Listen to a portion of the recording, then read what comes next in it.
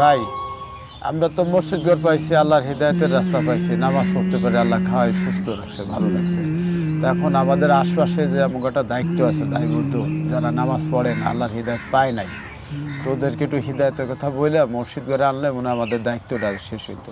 জি, তো ঠিক আছে, আমরা তো মসজিদ পেয়েছি, আমরা অনেক শান্তিতে আছি। আল্লাহ পাক আমাদের দুনিয়া পাঠাইছেন মানুষকে হেদায়েতের জন্য, দিনের দাওয়াতের জন্য। এই যে অনেকেই দেখা যাচ্ছে যে বাড়ির আশপাশের লোকগুলি এরা মসজিদমুখী হয় নাই, রোজা থাকতেছে না, নামাজ পড়তেছে না, তারা শান্তি পাইতেছে না। যখন আমরা তাদেরকে দাওয়াত করে মসজিদের আনবো, তারা আল্লাহমুখী হয়ে যাবে, তারাও আমাদের মতো শান্তি পাবে। আলহামদুলিল্লাহ, আমি তো এটাই চাই যে এলাকার আশপাশের পোলাপানগুলো যদি মসজিদমুখী হতো তাহলে শান্তি আসতো, ওদের জীবনে সুখ আসতো। আল্লাহর দুনিয়া, আল্লাহর সব ওরা চিনতো, জানতো, ওদের অভাব, দুর্ভিক্ষ, অশান্তি এগুলো চলে যেত। কিন্তু ওরা কেন মসজিদমুখী হয় না? আপনার আমার সন্ধ্যায় ভাই একসময় কাজে লাগবে, আর আমরা দায়বদ্ধ থেকে মুক্তি পাবো এলাকা হইয়া। মানে আল্লাহ তো দিনের দাওয়াতের কথা বলছে, এতে শান্তি আসবে ভাই। চলেন আমরা দুই ভাই দাওয়াত দিই, আশেপাশে যারা আছে এদেরকে আমরা দাওয়াত দিই, মসজিদ আনি, এটাই আমাদের দায়িত্ব ভাই। আলহামদুলিল্লাহ, সমস্ত প্রশংসা সেই মহান আল্লাহ রব্বুল আলামিনের জন্য। আপনি যাহা বলছেন সুন্দর কথাই বলছে, আমাদের দায়িত্ব হলো। হুজুর দেখেন তো ওটা, ওই ছেলেটাকে ইসুফের ভাই না? হ্যাঁ, ওই ইসুফের ভাই তো। ভাই এই দিকে আসেন তো। আপনি কি ইসুফের ভাই? হ্যাঁ, আমি ইসুফের ভাই। কোথায় গেছিলেন ভাই? বাজারে গেছিলাম, বাড়িতে যাবো, ইমার্জেন্সি কাজ আছে। কিছু বলবেন আপনি? হুজুর আপনার সাথে দুইটা কথা বলবে। এখন তো এটা শোনার সময় নেই, আর আপনারা যে সামনে আশঙ্কায় ডাকাডাকি করেন, এগুলা ভালো না, এগুলা খুব বিরক্ত লাগে। আমার ইমার্জেন্সি কাজ আছে, আপনি বাড়িতে যাবো, আপনি থাকেন। কি সময় তার জীবন! ডাক দেওয়া হলো, সে কোনো কথাই শুনলো না, আপনি কথা মানলো না। আসলে আজ বলে কাল 2 দিন, বুঝে না তো দুনিয়া কি শান্তি আর অশান্তি, এটা জ্ঞান হয় নাই। আল্লাহদের হৃদায়ত দেখ, জ্ঞান দেখ, তখন মসজিদ করে আসলে তখন জ্ঞানের আলো পাবে। আবার আপনার দায়িত্ব তাদেরকে ডাকা, আমরা ডাকি। হুজুর চলেন আমরা মসজিদে যাই। চলেন, আলহামদুলিল্লাহ, মসজিদ হলো শান্তির ঘর, ওখানেই যাই।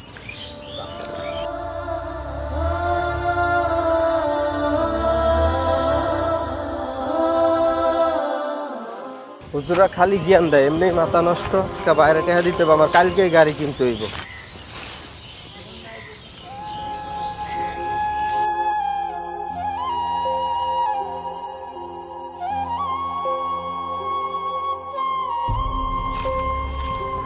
ভাই ওঠেন, আপনি টাকা দিতেছেন না কি লিখে? আপনারা কইলাম না আমার টাকা লাগবে ইমার্জেন্সি, আপনি কি ফাইজলামি শুরু করছেন? বাইরে এতগুলো টাকা কই পামু? আপনি কইতে টাকা ব্যবস্থা করেন আমি জানি না, আপনি ইমার্জেন্সি টাকা ব্যবস্থা করেন। আচ্ছা যা, ব্যবস্থা করবো, যা। এত টাকা কই পাবো?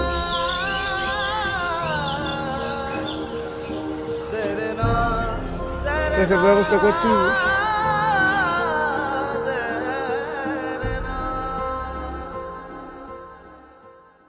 কিরে বেটা, হয়তো বাইক কিনা ফেললো, তুই বলে বাইক কিনবি?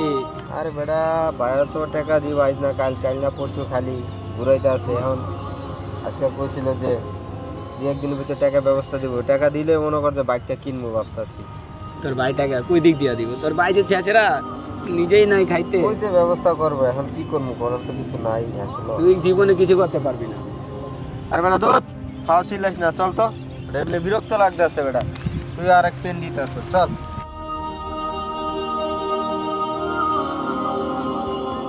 ইসুফ ভাই কেমন আছেন? কুসুম আছেন? শুনতে পারলাম যে আপনার বাড়িটা বিক্রয় করে দিচ্ছেন। হুজুর, আমার এই ছোট বাড়ি লইয়া অনেক চিন্তা আছি। ওর তো আর কেউ নাই, মাও নাই, বাপও নাই। আমি থাকলে মা, থাকলে আমি, বাপ থাকলেও আমি। হুজুর কিছুই নাই, একটা ঘর আছে, ওই ঘরটা বেচা ওটা দিয়া দেবো। ঠিক আছে, আপনি যে মনস্তাব নিছেন যে ঘরটা বেচা বিক্রয় করে ছোট ভাই দেই, ছোট ভাই সুখী হোক। ঘরটা যে বিক্রি করবেন আপনি এবং আপনার ছোট ভাই কোথায় থাকবে? ভাই 2 চোখ দিয়া যে দিক মনে হয় যাম ভাই, যেদিকেই যান, কিন্তু ঘটনা হয়েছে সারাদিন যেখানেই ফেরেন রাত্রে এসে তো ঘরে থাকতে হবে। ভাই আপনার ছোট ভাইকে বুঝান, দেখেন যাতে ঘরটা না বেচা লাগে, বাড়িটা স্থির থাক। ইসুফ ভাই, ভাই যেটা বলছে কথাটা বুঝছো, মা বাবার শেষ সম্বলটুকু বিক্রি করবে না। তোমার ভাইকে আমাদের সাথে দেখা করতে বললে আমরা বুঝিয়ে বলবো, যাতে তোমরা ভালো থাকো সেই চেষ্টাটা আমরা করবো। কথাটা বুঝতে পারছো ভাই? শেষ সম্বলটা বেঁচে লাগে যাবা কোথায়? কে আছে তোমাদের দেখার মতন বলো? এই সম্বলটুকু বিক্রি করো না।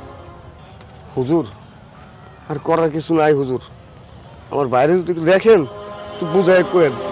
আসসালামু আলাইকুম। ওয়ালাইকুম আসসালাম। হুজুর চলেন, আজান দিছে, নামাজ পড়তে হবে। চলেন, আল্লাহ আকবার, সুবহানাল্লাহ, সুবহানাল্লাহ।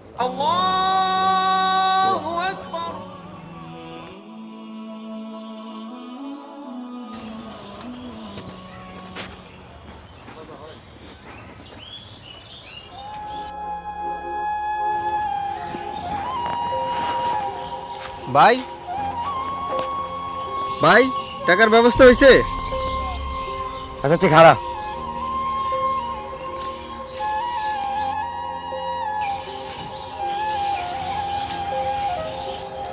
টাকা চাই, খালি টাকা দেয় না, আজ না কাল, কাল না পরশু। আজকে টাকা নিয়েই যাবো। কি ভাই, টাকা আনছেন? তা আপনি এত টাকা কই পাইলেন, কেমনে ব্যবস্থা করলেন? তোর ভাই এত টেনশন করার দরকার, চিন্তা করার দরকার নাই। তোর স্বপ্ন মানে আমার স্বপ্ন। যা তুই বাইক কিনে লয়ে আয়, যা দোয়া করি। যা। ঠিক আছে, তাহলে থাকেন, আমি যাই।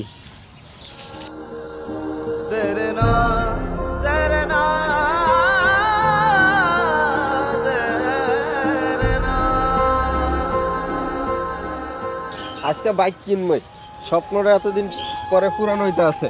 কি রে বেটা, তুই দেখাও না দেহস? আর বেটা বন্ধু, আজকে তো অন্য মোডে আছি, যাইতাছিল বাইক কিনতে, বুঝছস? তোরা তো খালি এতদিন প্যারা দিতে আসছ, আজকে বাইক কিনে হইব। তো পার্টি উঠে দিবি না বাইক? তাহলে সন্ধ্যায় পার্টি আছে, তোরা সবাই মিলে থাকিস। আচ্ছা তাহলে বাইক নিয়ে আইস। হ্যাঁ ইনশাল্লাহ, তাহলে গেলাম আমি। হ্যাঁ যা কিনাই। আচ্ছা ঠিক আছে, তাহলে থাক, পরে দেখা হইব। যা, আল্লাহ হাফিজ। আজকে বাইক আজকে তো খাওয়াইব রে, ভরপুর আজকে খামু। এটা তো ইসুফের ছোট ভাই। শোনো, আরে খালি আপনারা খালি ডাকাডাকি আরে করেন। কি বলছিস শোনো, তুমি কোথায় যাচ্ছ? ভাই টাকা দিছে, গাড়ি কিনতে যাইতেছি। আপনাকে যে বারবার ডাকছি, আমরা বোঝাইতে চাইছি, আপনি কি বুঝছেন? আপনার ভাই, আপনার বাবার সর্বোচ্চ যে একটু জায়গা ছিল সেইটুকু বিক্রি করে আপনাকে টাকাটা দিয়েছে হুন্ডা কেনার জন্য। কি বলেন হুজুর? কথাটাই বাস্তব। আপনি তো কখনো ভাবেন নাই যে ভাই কোথা থেকে খায়, কি করে, আমার কেমনে চালায়। কেঁদে কেঁদে ফেলে গেছে, কাঁদতে কাঁদতে। দেখো কোথায় গেছে, আগে তাকে বের করো। হ্যাঁ চলে, চলেন আমরা নামাজ পড়ে আসি।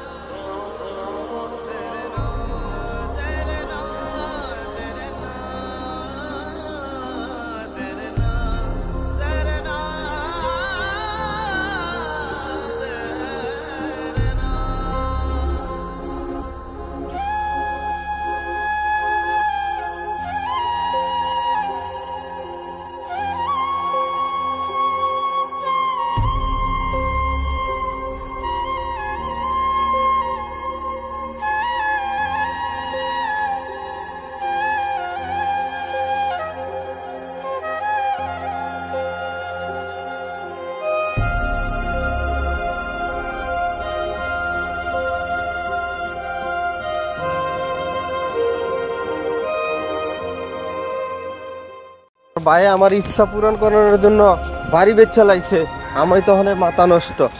ভাই ভাই, আমি তো কখনো এটা আশা করি নাই ভাই, তুমি আমার স্বপ্ন পূরণ করার জন্য বাড়ি বিক্রি করে ফেলাইছো ভাই।